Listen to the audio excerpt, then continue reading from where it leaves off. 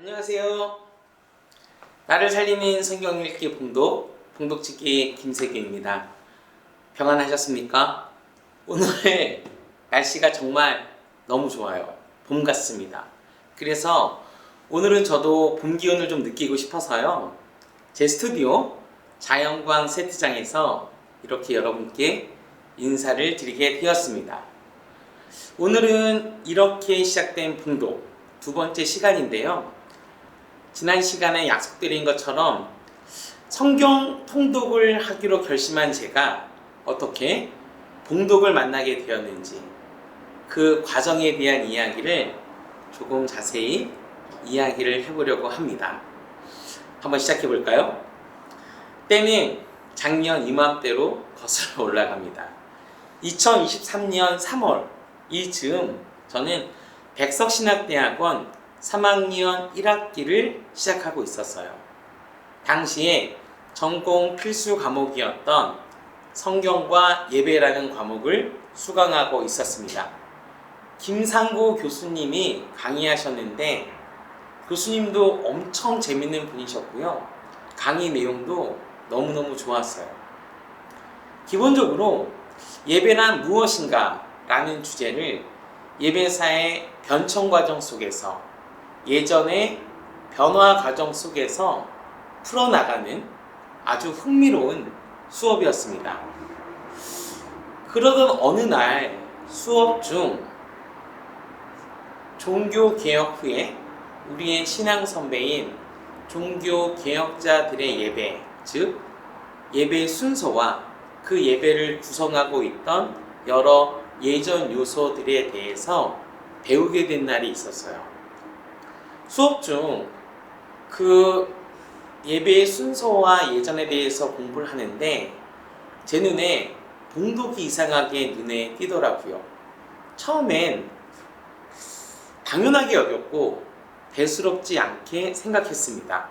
왜냐하면요, 현재 지금 우리가 드리는 예배에도 봉독이 있잖아요. 보통 담임 목사님이 설교자가 설교하기에 앞서 인도자가 설교할 본문을 온 회중과 함께 다 같이 읽잖아요. 그게 제가 아는 봉독이었거든요. 그래서 당시에도 설교에 앞서서 설교할 본문 말씀을 인도자가 나와서 온 회중과 같이 읽나 보다 라는 정도로만 여겼던 거죠. 그런데 수업을 듣는데 그때의 봉독은 제가 아는 봉독이 아니었습니다. 저는 그게 너무 놀라웠어요. 특별히 전문적으로 훈련받은 봉독자가 나와서 보통은 신약에서 한 장, 구약에서 한 장을 전체 회중을 향해 선포하듯이 읽었던 거예요.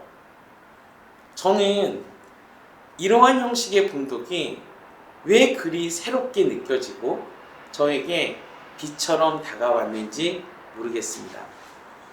지난 시간에 말씀드린 것처럼 당시 저는 큐티 생활의 균형을 찾기 위해서 성경 통독을 꼭 해야겠다라는 결심까지는 했지만 구체적으로 어떠한 방법으로 통독을 해나갈지에 대해선 여전히 고민하고 있을 때였어요.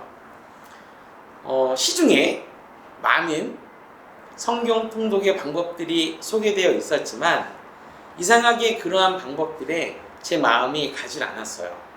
좀 더, 저 원래 재밌는 걸 되게 좋아하는 사람인데 좀 더 재밌는 방법이 있지 않을까, 좀 더 나에게 맞는 방법이 있지 않을까를 두고 계속 끙끙거리고 있었죠.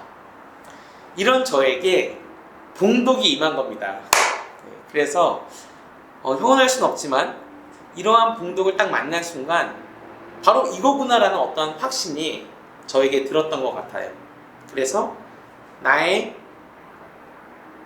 통독은 봉독이다 라는 확신, 나는 봉독으로 통독할 거야 라는 결심이 섰던 거죠.